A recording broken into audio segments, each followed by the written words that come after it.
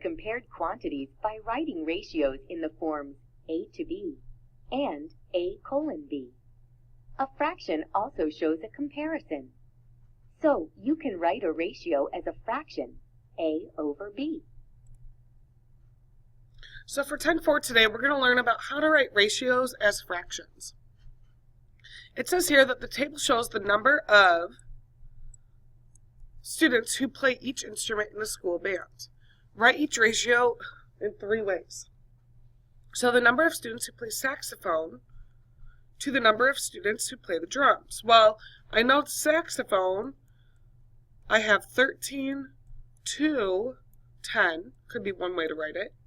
I can write this as 13:10, and I can also write it as 13 over 10. Go ahead and put that in your notes. Now you might be saying, Miss S, this is an improper fraction.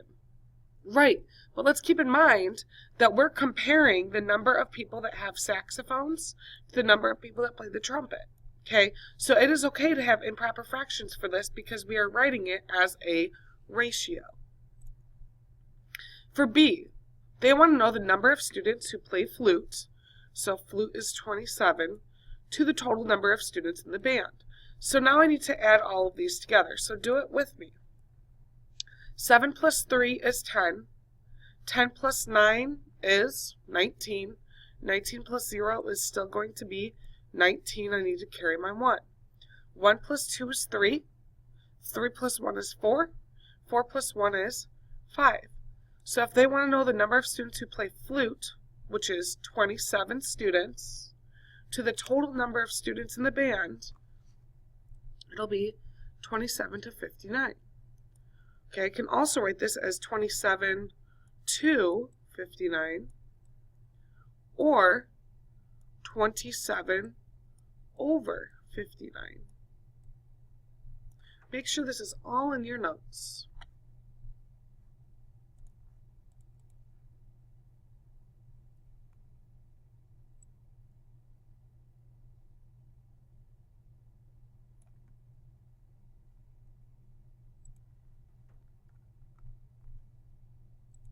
A school baseball team has 5 pitchers, 2 catchers, and 12 other fielders.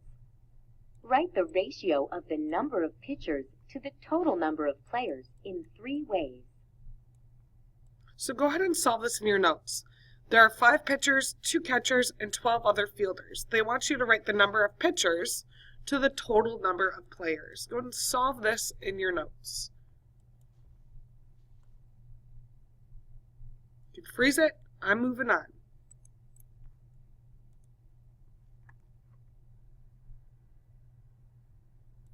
Suppose you have a fruit box in which the ratio of the number of pears to the number of apples is 2/3. Explain what this ratio tells you about the relationship between the types of fruit in the box. Think carefully. You've seen fractions describing parts of a whole, but this fraction represents a part-to-part ratio. You know, part to part, like 1 apple to 1 pear.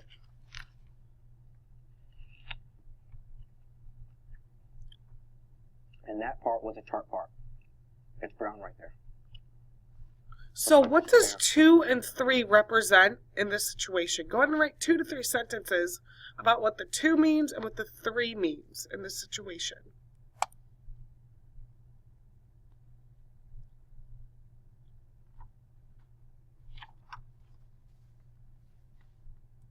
When you write equivalent ratios as fractions, they are equivalent fractions.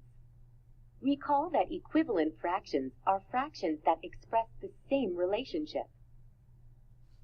So 1/2 and 2/4 are equivalent, right? 1/4 plus 1/4 equals 1/2. So today we're going to be looking at different fractions written as ratios.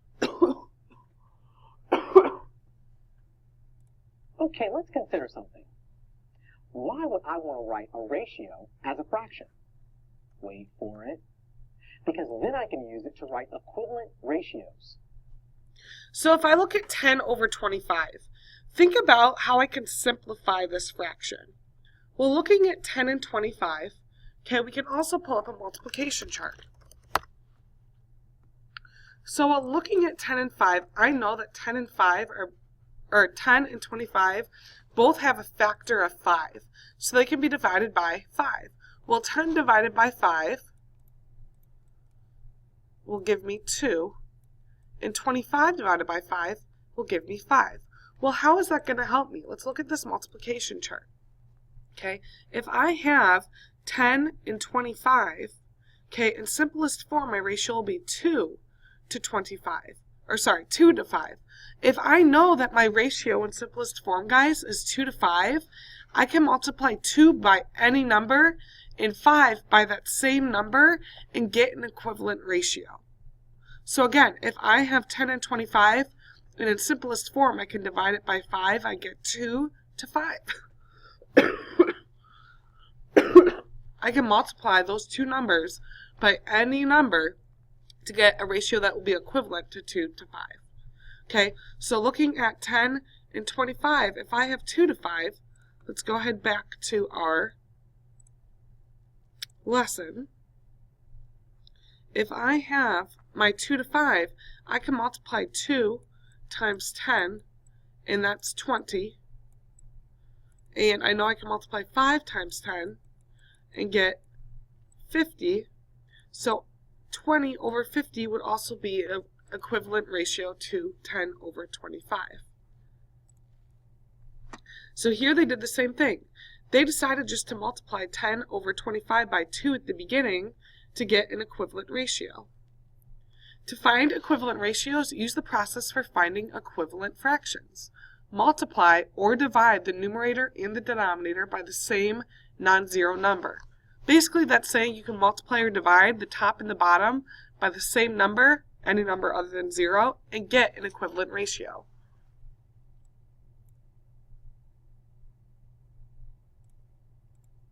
Go ahead and try this one. Write two different ratios that are equivalent to 6 and 8.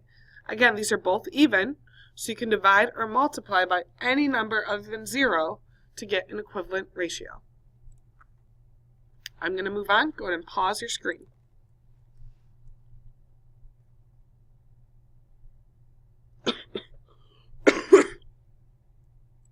To write a fraction in simplest form, you divide the numerator and denominator by their greatest common factor, the GCF.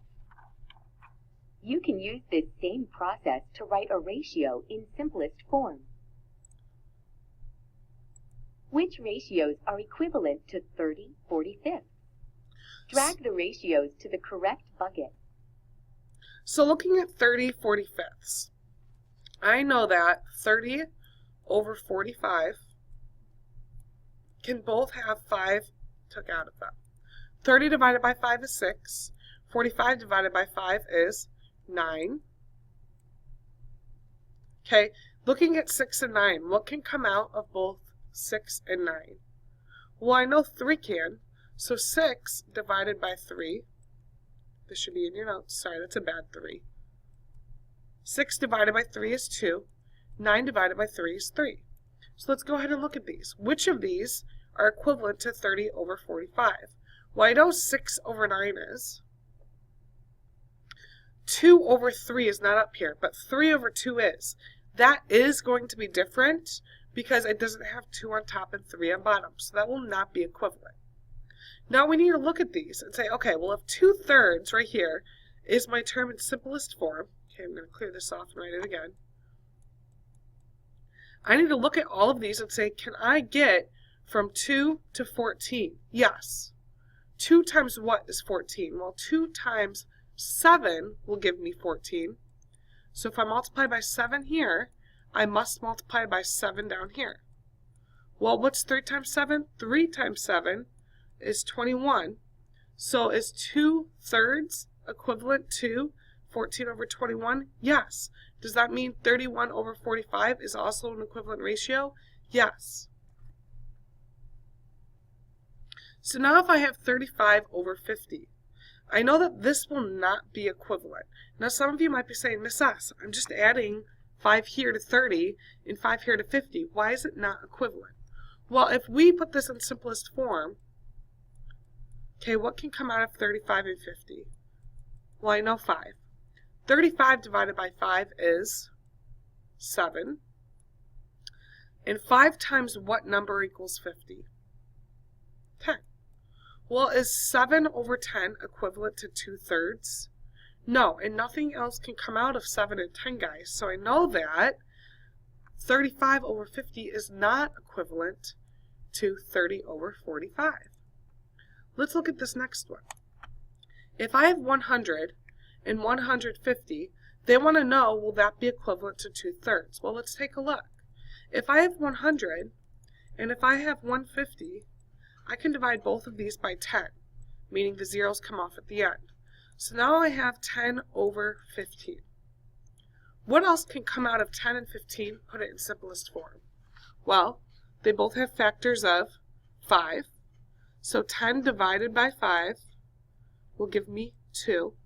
And 15 divided by 5 is 3. Is 2/3 equal to 2/3? It sure is. So the equivalent ratio should be 6/9, 14/21, and 100 over 150. Go ahead and try this one on your own. Write the ratio 12 to 40 in simplest form. So go ahead and put this in simplest form. They're both even, so what can come out at first? Go ahead and pause it, and I am going to move on. How can you determine whether a ratio is in simplest form? How would you determine if a ratio is in simplest form or a fraction is in simplest form? What do you know? How can you determine if it's in simplest form? Go ahead and write your answer, and when you're done with this in your notes, you are done with your homework.